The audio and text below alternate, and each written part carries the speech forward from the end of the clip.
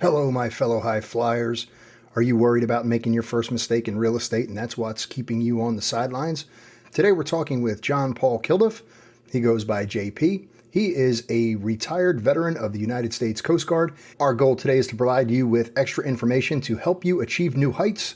Welcome to the Aim High Podcast. Hello, everyone, and welcome to the Aim High Podcast. Today I'm joined by JP Kilduff, very close friend and mentor. JP, how you doing today?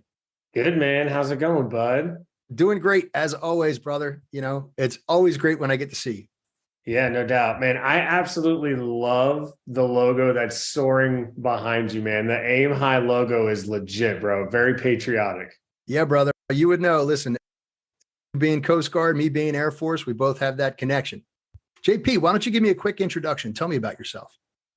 I think it would be best probably to start with, first and foremost, I'm a veteran, 20 years in the United States Coast Guard. I was going down a bad path in my life. I was really going nowhere fast, and I was hanging out with all the people that I grew up with. And I could just tell, man, like seeing what was happening with everybody around me, I was just like, that's not going to be me. And luckily I had my stepfather was in my ear growing up, and he was always like, hey man, you should like call the military, go take a test. So I went to the Navy and I took the test, and I tested really high. And then he was just like, what about the Coast Guard? And I'm like, the what? He's like, the Coast Guard. I'm like, what is the Coast Guard? I didn't even know what the Coast Guard was at that point. Probably a lot like most people. A lot of people don't even know what the Coast Guard is. And so I ended up calling.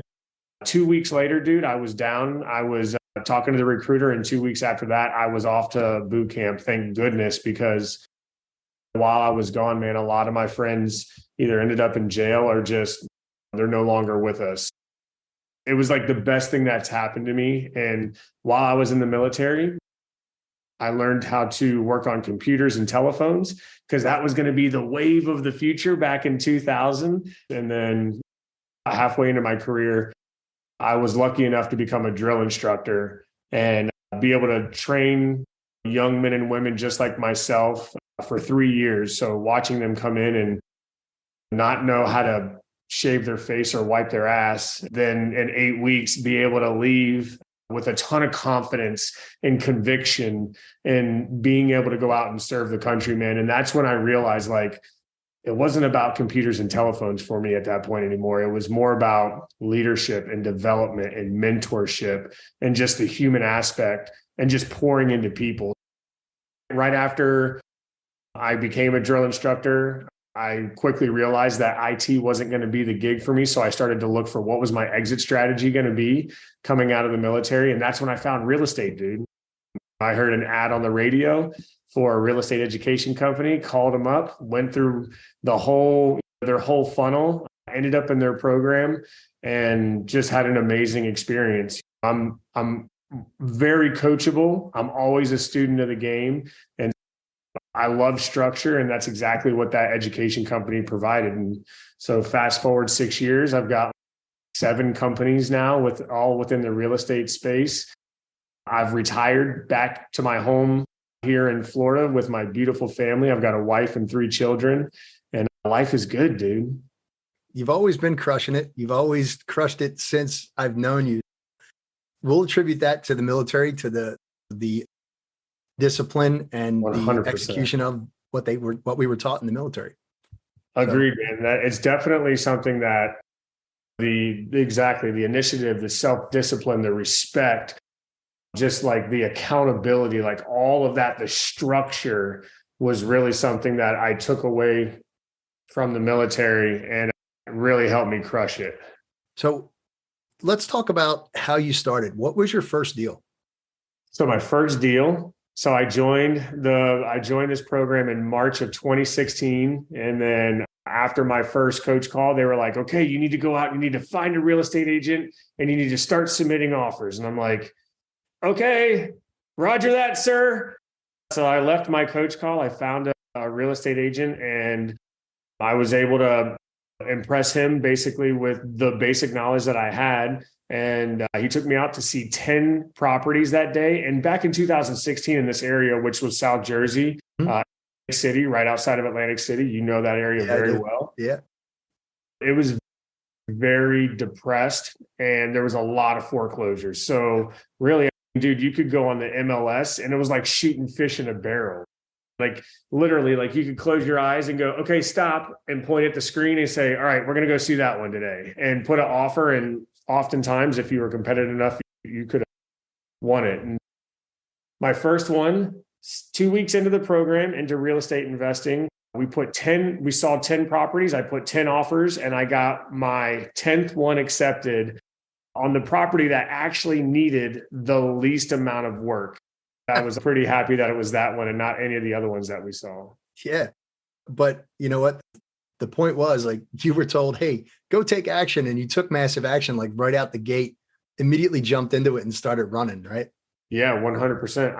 Dude, I really think that's really a motto that I live by is our ready, fire, aim. So I totally believe it's about taking action. And then after you take action, that's when you're going to get clarity on what you're doing, right? That's when you can really hone in on what it is that you're going to do. It's really hard to do that sitting here and really thinking about, okay, what are the possibilities that could happen if I did take action? It's like, no, I have to take action to know where I'm going and know what I need to do next. So let's go through it real quick.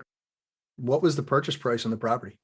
So the purchase price was 105, and the rehab was going to be, oh no, I'm sorry. The purchase price was 60, my bad. The purchase price was $60,000. The rehab was going to be around $30,000, and the resale was going to be around 140. Using the standard max allowable offer formula, the ARV times 70% minus the repairs, it was like 60 was a perfect offer, and, nice. And they accepted it. Now, since you've done that, you've grown a bit. Would you have kept that property and rented it, or would you have still flipped it at this point? So really what are the biggest thing that ended up happening is, so while I'm finding an agent and getting a property under contract, that really forces me to go out and do a couple of new things. Now I got to find a contractor and I have to find money. And so one of the big things that happened, I went through 2 or 3 different contractors, and I really put these contractors through the ringer. And I found the one that like literally was like making it through every single step. And also he was like almost one step ahead of me, which was a red flag now that I look at it. But back then I'm like, oh, this dude's legit. Like I found the one. Well, what ended up happening was there was a septic issue. He looked at the septic and he had one of his buddies write the septic is good letter for me. Mm-hmm. So that way it would give me the confidence I need to go forward with his $30,000 budget, because he knew I only had $30,000. Right. And he knew if we found out that the septic was bad, that would really blow the budget. And so he had this letter written, septic is good. Here's the rest of the offer, or here's the rest of the contract for the rehab. And we ended up going forward. Probably it was the second draw. He did demo. Everything went awesome. And then when it came to the roof, he asked me for the money for the materials right up front.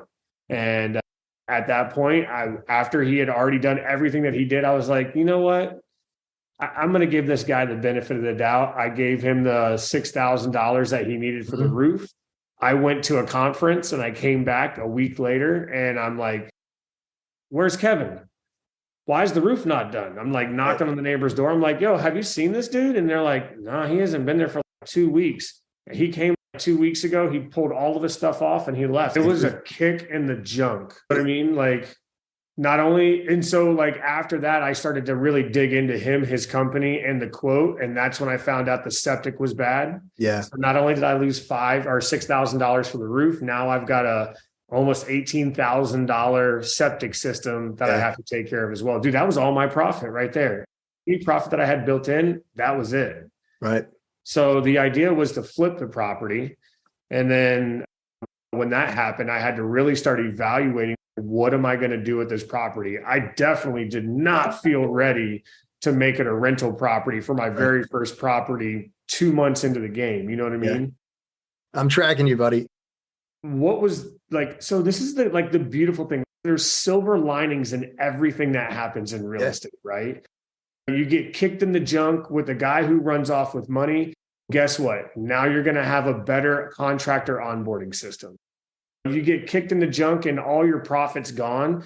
And now you're thinking like, how the hell am I going to pay my private money lenders? Guess what? Now you add a new wrinkle to your game. And this is what I did. I was like, I better go out and figure out how to wholesale some properties to be able to pick up a little bit of extra money to keep this project going and also to be able to pay off my private money lenders. And I did, bro. It was like, I really kicked up my marketing game and I ended up wholesaling 3 properties while I was rehabbing that property, which I probably would have never done, right? Like the motivation for me to go out and do that and spread what I was doing so thin that early in the game probably wouldn't have happened had I not had that motivation for me to figure out what am I going to do about the money. So it was a beautiful thing. Yeah, man. They say best education is failure, right? Or at least I say that. As long as you're failing forward. And that's exactly what you did. As long as you're learning and you're improving because of it, then failure is amazing. Absolutely. Yeah, man. Absolutely. What do you have going on now? You got a current project? So we just transitioned back to Florida. We just moved here this summer. So we currently have the relaunch going on. If you guys were to go to all my social, you'll see that Anchored Homes is relaunching. And really what that looks like is I dialed back all my operations in 2020. I separated from all my partnerships because I knew I was going to be transitioning to Florida. I wanted to start clean. And that's what's going on right now is like these last couple of months have just been me really documenting the process of getting Anchored Homes back up and running in a brand new market with all of the knowledge that I have right now, because I really believe like regardless of how much experience, how many deals, how much money, and even how much knowledge I have, what I'm going through relaunching Anchored Homes in this market, it's really what a lot of people go through whenever they're launching any company in the real estate game. It's what I went through back in 2016. The only difference is like the honeymoon phase is over, bro. So it's like all of, you remember what it was like when you first started. It was like, everything was awesome. It didn't really matter. Like everything was awesome. But now it's once you've been there and you go through that the second time around, what's on the other side of that door if you open it. It's no longer this like ignorance is bliss mentality. It's like, I already know what's on the other side of that door. So it really creates a different approach to it. And so that's why I was like, I need to document this because there's a lot of people that go through this. And I just wanted to really just put it out there. Yeah, man. And I'm following all that stuff. So I'll make sure that all of your links are in the bio or in the description when we're done. It's also going to be on YouTube, so it'll be in the comment section as well. So check it out. What's on the horizon? You're standing up the new business. You got anything else? Like you went from working in the business at one point to working on the business, then you shut it down, you moved it to a new place, you're standing it all up again. Is there anything else, or are you just going to continue doing this? Yeah, man. So there's always something else, right? Yeah. I think that's like the gift and the curse of being an entrepreneur and having an entrepreneurial mindset is like, we're wired to see opportunity. We're wired to solve problems. We're wired to see gaps and then create something to fill that gap. And that's really been like the last couple of years for me is like, there's been so many gaps in services that I use in my real estate business that it's like my whole goal was really, it's the people that they strike oil and then they're like using trucks and they're like, hell, let me just buy the trucks. And then they're like, let me just buy the warehouse and let me just buy let me just own the entire thing. And so that's been my approach over the last couple of years, starting a social media management company, starting a skip tracing company.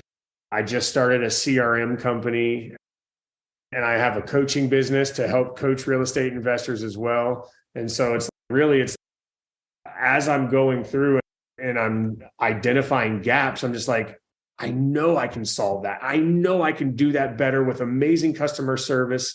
And because I know what I want and I know what other people want. You know what I mean? Yeah. So I would say right now, like the biggest thing for me, yes, Anchored Homes, getting that up and running, but also we're really building out our skip tracing service and our CRM company. Yeah. And so those have been two huge focuses for me. And really the anchored homes, at the end of the day, real estate is how you build wealth.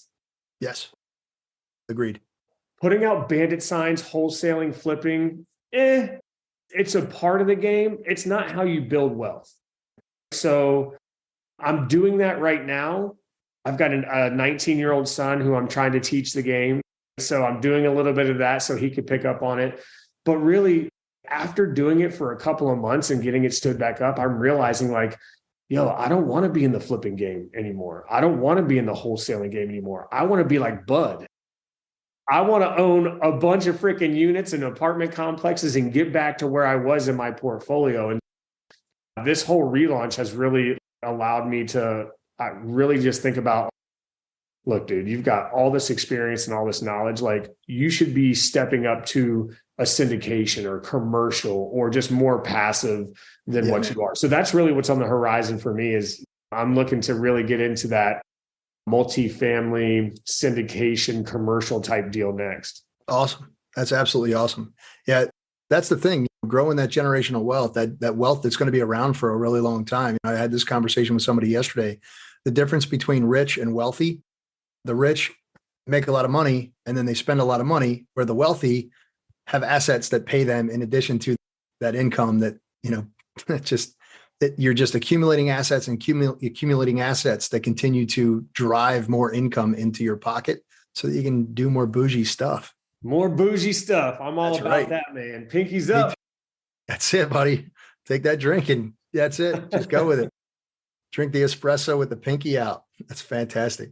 So speaking of wealth versus riches, right? What is one thing that you learned as you increased your income and wealth? Yeah, dude, this is actually, again, I think this year has really brought a lot of awarenesses to me. And one of the big things that I think that I've taken away, especially like considering like what you're saying, is legacy, right? Wealth is a mindset, which is that's a legacy, right? Like I like for the longest time, I used to think legacy was I'm going to build up my portfolio and then I'm going to grind to get this thing as big and successful as I can. And then I'm going to hand it off to my family. So that way, when I'm dead and gone, they can enjoy it. That was my idea of legacy. That was wealth. And now what I realize, bro, is like through this whole thing, legacy is right now. Yeah. Like the wealth is not just what's in my bank account, but it's what's in my head. It's what I can transfer to my kids right now. So that way they don't have to be 40 like I am and just now coming into this. They can be 19 and have the mindset, the wealth mindset, the growth mindset at the age of 19 rather than 40. And so that's the one thing that I've learned because, dude, I made a lot of money flipping. And what I realized is like, I had this idea of, okay, I'm going to be happy and successful when I hit this goal. That ain't what it's about, bro. You know what I mean? And as cliche as it is, it's funny. It's cliche because it's true, right? It's like you have to enjoy the ride, enjoy what you have right now. And that's what I realize is like, I start looking around at what I determine success and I'm going to be happy when I get there. And it's like, dude, I've got it. I've got it right now. Yeah. You know what I mean? So it's just like slowing down to enjoy what I have. I have a beautiful family. I've got a beautiful house. I've got all these thriving businesses. And so it's like, really, that's the wealth mindset right there. That's the wealth mindset. That's what I'm being able to spend time with family. I didn't figure this out till I was 48 years old. By 49, really got into it. And now I'm 53, really taken off, but we were able to pick up and just go away for 3 weeks and hit Spain. Dude, I saw your pictures. They were amazing. It's just, that's what it's all about, being able to pick up and actually do that and then teach other people how to do that as well. It's not only yourself, not only, your family, but also impart that knowledge to others. And the one thing that I found is that this industry in and of itself, and I learned this from you, dude, with everything that you've taught me over the last 4 years, man, here it is. This is all about collaboration more than it is about competition. Right. I know all the wholesalers in South Jersey. I know other flippers in South Jersey. I know guys buying rental properties in South Jersey, and we'll have conversations. And it's not about, oh, dude, you stole that house from me. It's more, oh, dude, you got that one. Let me know if you got another one that you can't pick up and I'll take it from you. Yes, So sir. Yes, sir. Collaboration over competition. It's huge. that's absolutely right, man. So let's go on to the Soaring Four. The Soaring Four are 4 questions that I ask every guest that can help someone starting out and maybe get them to achieve new heights. You ready? I'm ready, bro. All Always right, ready. Semper Parata. Absolutely. And listen, I know the answer to this one, but I'm just going to ask it anyway. What do you use to keep motivated? Coffee. Black Rifle coffee. That's why I'm wearing the shirt. Link in the bio. I got an affiliate with them too, buddy. It's all good, man. I'm just messing. I think it's my team and my family, bro. Like I really am. I was just sharing with you the other day, bro. It's like I find my motivation by pouring into other people and then just watching those people succeed. And so it's like taking the time to pour into my family, to my team, and then watching them flourish and thrive and do things that they didn't even think was possible. Like using the belief that I have in them to accomplish something that they didn't even know that they can do, bro. That's what motivates me. That's what motivated me as a company commander, a drill instructor at the Coast Guard boot camp. Still is what motivates me today. Awesome. All right. I think I might know the answer to this one too. And this is not, I went into the military. You're not allowed to use that one. So here it is. What's one thing that you learned that completely changed your mindset? So just recently, I just got back from Congo, Africa. And the one thing that I learned over there, and this really goes back to one of the things that we just talked about, the one thing that I saw that I was completely off track on was the idea of legacy. Everybody over there, their legacy is now. It's not something you leave to somebody. It's now. It's what am I doing to set my family up? What's the mindset that I can give them that's going to allow them to take care of themselves as well and carry on the name? The legacy is the name, and the name is happening right now. It doesn't happen when I leave, right? So that was the one thing really, like when I came back from Congo, I completely shifted the way that I was approaching all of my businesses, all of my conversations with my kids. And then really like, dude, maybe you saw it, but like my son and I are now reading the book, Think and Grow Rich. That was huge for me, man. That trip to Congo and seeing what legacy right now looks like, it's so much more powerful than the idea of leaving an inheritance, which is what I was thinking. You know what I mean? Yeah. Yeah. That's great, man. That's a fantastic point. Thank you. All right. So let's Am I blowing your mind yet? Am I? Yeah, dude, yeah, absolutely. Every time we talk, I pick up nuggets of wisdom. Absolutely. Every time we talk. So that's awesome. What do you use to keep you on track? Google Calendar is my best friend. I live and die by my calendar. It's one of those things that if I put it in my calendar, it's almost like I throw my hands up and I'm just like, hey, Google says I've got to be here. So I've got to be there. So it's like, I use that as the organizational tool. And here's the one tip that I have in regards to that. If you are going to consider using Google Calendar as the way to keep you organized, if you put something into your calendar, do not compromise on whatever that is. At least show up for that appointment. And if you have to then end it early, that's fine. But don't compromise on that appointment, because the first time that you compromise, you've now allowed yourself to know that it's okay to not keep my promises to myself.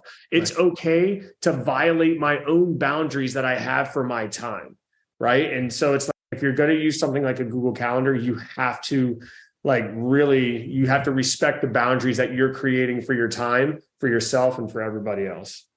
Yeah, man. I'll be doing a live on SJ Ran this weekend, and we're going to be talking about time blocking specifically. Beautiful, dude. Time blocking. Where did I learn that from, JP? Stop it. You want me to come on? I'll come on the show, bro. I would love for you to come on. Absolutely. Because the co-host isn't going to be there this weekend. It's his wife's birthday. So yeah, that would absolutely be awesome if you would do that. It's on noon on Saturday. If you can break free, that'd be fantastic. Dude, if this hurricane comes through here like it's supposed to, I don't think we're supposed to be going to Charleston. Okay. But if the hurricane comes through like it's supposed to, we may not be going, and I'll be free on Saturday to join you. Fantastic. Okay. The date of this taping is November 9th. This won't air until for a couple of weeks, but All yeah, right. I'd love for you to be on. So after All the fact, I hope everybody enjoyed that Facebook Live. Here's the last question. If you had to start over, what is one thing that you did that you would change? Oh, that's a great question. I would say I would have been more serious. I would have been quicker to fire people. I think what I ended up doing that really slowed down my growth was I really mixed friendship and business. It is because I wear my feelings on my sleeves. And so I don't ever want to hurt anybody. I don't want anybody to think that I disrespect them or think less of them. And so firing somebody was a really difficult thing for me because I didn't know how to separate the two. I didn't know at that time how to position myself as JP, the businessman, Right. and then still have them understand that, hey, like as human beings, man, like I really still care for your well-being and your family and all that other stuff. And I held on to a lot of people that I probably shouldn't have for a lot longer than I should have. So that would be the thing that I would change. Like if I were to start over again and I were to change it, it'd be like learn how to, it sounds terrible, but it's part of business. Learn how to fire somebody quicker. People think military guys are all tough and calloused and whatnot, but you're all scars on the outside and you're big mushy on the inside. 100%, dude. Got a big heart.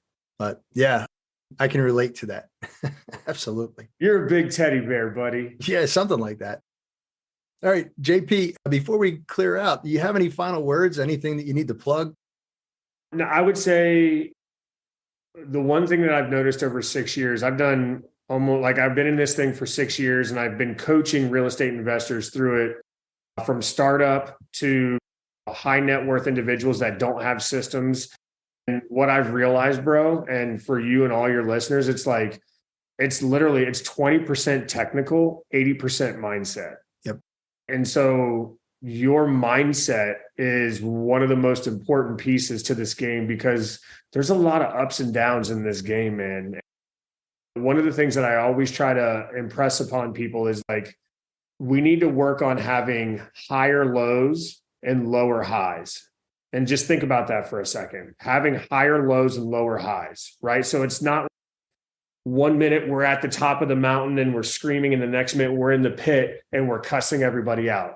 Yeah. It's like understanding how to celebrate the wins and then also at the same time know that there's going to be a valley. And then it's like, instead of having these spikes, it's just having these, it's just like a nice, smooth sound wave. And I think mindset is the biggest piece. That's really through all the coaching that I've done. Most of my calls have been around mindset. Even though they were hiring me to teach them about real estate, I had to get them in the right mindset first. Yeah.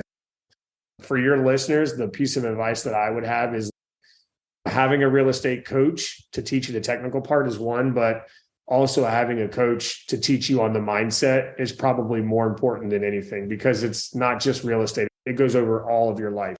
But I know that you're a coach.